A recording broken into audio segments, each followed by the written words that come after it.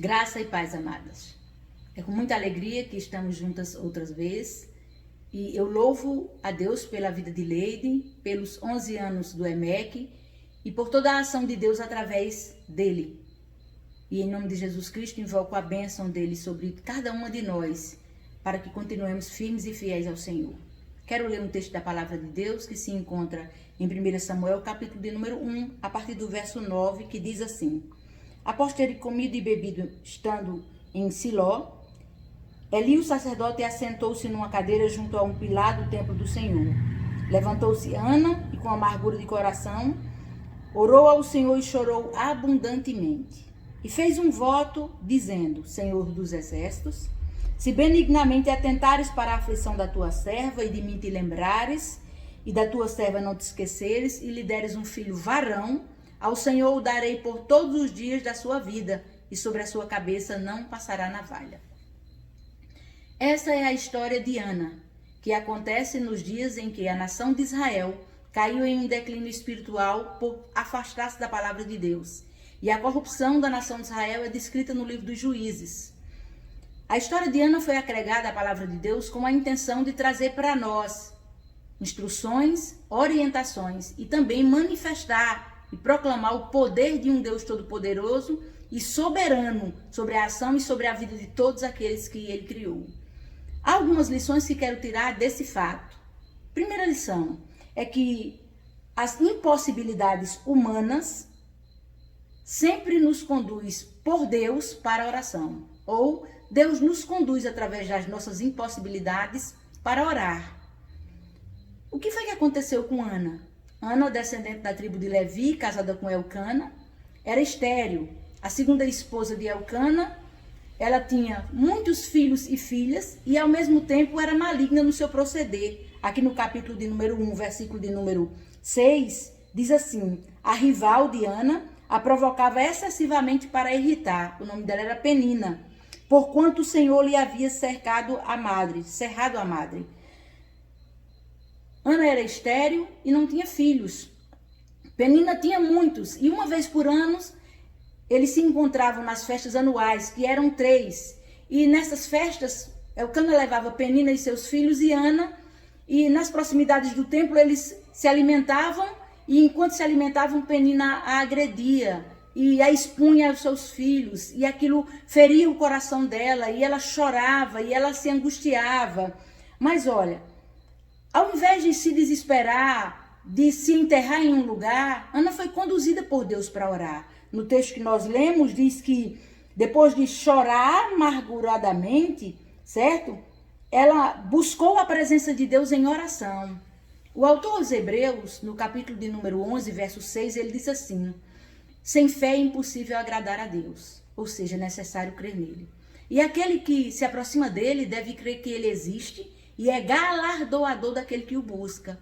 Quando nós buscamos a Deus pela fé, buscamos a Deus sabendo que somente ele pode nos conceder aquilo que nós não podemos ter, de forma alguma.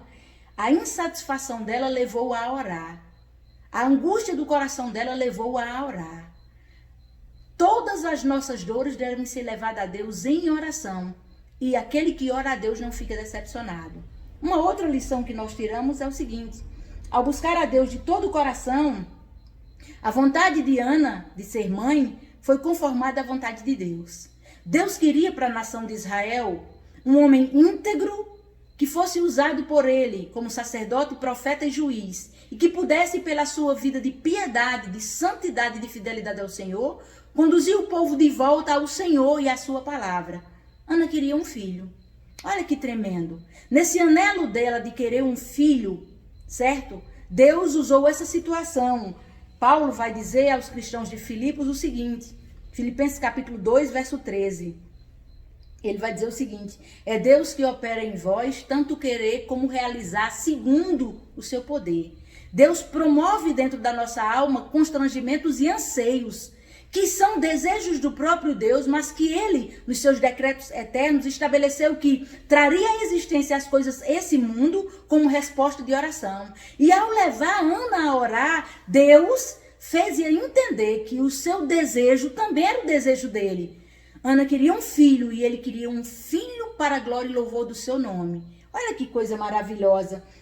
Enquanto aquela mulher orava, o coração dela e a vontade dela foi mudada. Não sei quantos anos de oração, quanto tempo, quantos choros, quantos rogos, mas eu sei que chegou um determinado momento em que a mente e o coração dela foi mudado. Por quê? O texto diz assim, no verso 11, depois de orar o Senhor, ela fez um voto, e o voto foi assim: Senhor, atenta para mim, Senhor, para minha aflição, lembra-te de mim, me dá um filho, porque se tu me deres, eu darei para o louvor da tua glória, para te servir por todos os dias da vida dele, e farei com que ele seja um servo consagrado e separado. Ela o consagrou ao voto do nazirado, não vai passar navalha sobre a sua cabeça, ele viverá para o teu serviço. Ana queria um filho. O que foi que aconteceu? Que esse desejo mudou, que ela agora não queria ficar com ele, mas dá-lo a Deus. É que enquanto nós oramos, a vontade do Senhor prevalece. Jesus Cristo nos ensinou isso na oração. Mateus, no seu evangelho, registra que Jesus Cristo, na iminência de ser entregue para ser crucificado, busca ao Senhor em oração e diz: Senhor, se possível, passa de mim esse cálice, mas seja feita a tua vontade, Pai, e não a minha. Isso acontece quando nós oramos. Os anseios, os desesperos, as idolatrias dos desejos até errôneos, eles cessam. Porque se ele provir de Deus, Deus o moldará de forma que aceitemos o seu querer e a sua vontade. Ana atentou que um filho não era mais importante para ela do que para Deus, e ela prometeu em um voto dá-lo a ele. Que coisa maravilhosa. E por fim, temos uma outra e última lição. Ao descansar em Deus, Ana experimentou da sua graça. A partir do momento em que ela começou a orar, e Eli ia olhando de longe, vendo apenas balbuciar sem palavras uma oração, a teve por bêbada. Ao se aproximar, percebeu que não era uma mulher bêbada. Era uma mulher, como ela diz no verso 15, atribulada de espírito. E no verso 16, que pelo excesso da sua ansiedade, da sua aflição, estava orando. Aquele homem viu uma mulher santa, uma mulher de oração, uma mulher perseverante, uma mulher que cria no Senhor, uma mulher que buscava o Senhor. E sabe o que foi que ele disse? Ele disse assim, que o Deus de Israel te conceda a petição que fizesse. Naquele momento, a oração de Ana, ela cruzou com o anseio de Deus. E Deus responde a oração que são conformadas segundo a sua vontade. Voltou para casa alegre. Ninguém entendeu, voltou para casa alegre. O Senhor permitiu que ela concebesse. Ela teve o filhinho querido do seu coração. Mas não teve como um ídolo. Ela teve como algo que era tão maravilhoso, dado por Deus, que só podia ser devolvido a Deus em ações de graça. Ensinou o seu filho, cravou-lhe a alma de Deus. Entregou-o depois de desmamá-lo a Eli. E não temeu entregar uma casa que naufragou na fé. Mas creu no Senhor, e o Senhor mudou a situação daquela casa. Fez de Eli um homem que educou Samuel para a glória e louvor do seu nome. Cresceu. Foi o profeta, sacerdote e juiz mais honrado daqueles dias. E uma referência e um exemplo para Israel, que foi trazido por ele para a palavra de Deus.